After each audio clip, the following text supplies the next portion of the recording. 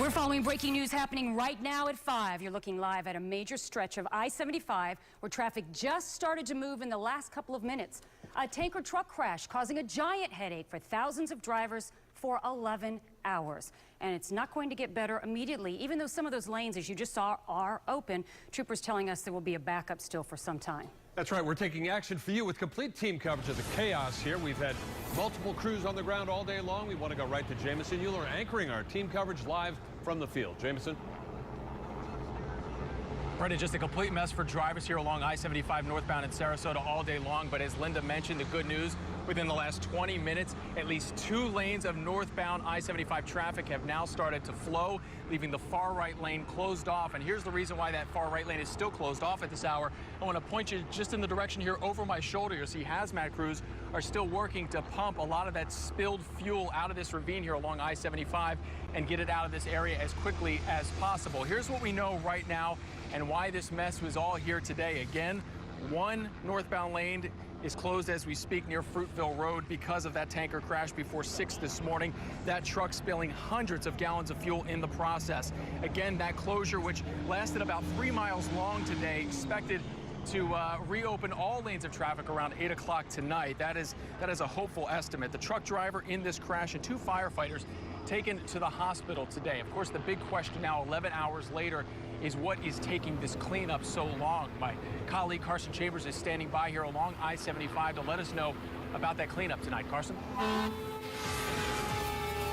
Well, Jamison, we're actually standing in that one lane of traffic that is still closed. Let me give you a look here. These 2 northbound lanes are just opening a few minutes ago. You can still smell that acrid smell of gasoline and foam, the stuff they put on top of it to control the fumes in the air. And if you walk with me this way, these are all DEP crews. They are working down here, sopping up all of this spilled gasoline, which could take hours longer.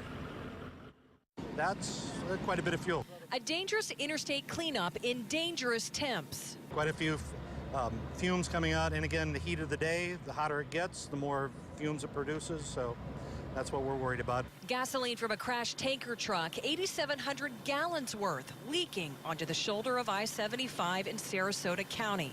Vapors are what actually ignite. It's not the fuel itself, it's the vapors that ignite.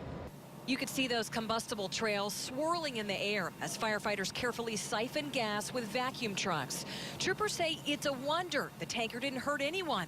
Barreling across the median at 70 miles per hour onto a northbound shoulder, shutting down traffic between Fruitville and Bee Ridge roads. We are not sure what caused this driver to drive not only into the grassy median, but across through lanes of northbound traffic and then back into the grassy shoulder again. A crane muscled the wreck out of a ditch. Right now, the mop-up, hundreds of gallons of gas and foam, is expected to delay drivers for hours longer. You're going to have to use another route, and you're going to have to leave several hours early, because now even our routes outside of the interstate are very backed up.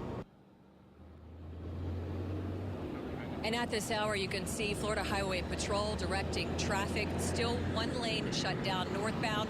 Those 2 lanes just behind us reopening just a few moments ago. We expect those lanes to be open into the early morning hours as they continue this cleanup. We'll be live on scene, keeping you updated as information comes in. Live in Sarasota, I'm Carson Chambers. Back to you.